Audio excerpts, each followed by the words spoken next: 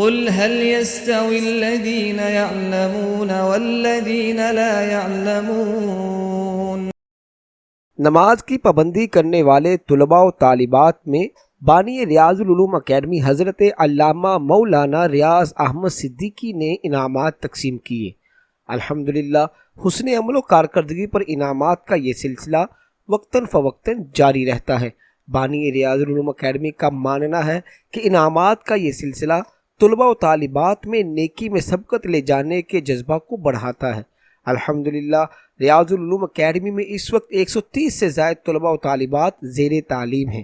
ہمارا مقصد آنے والی نسلوں کی ایمان کی حفاظت کرنا اور ان کی تربیت اسلامی اصولوں پر کرنا ہے تاکہ ہم اپنے معاشرے کو بہترین اور بااخلاق افراد دے سکیں۔ قل هل يستوي الذين يعلمون والذين لا يعلمون۔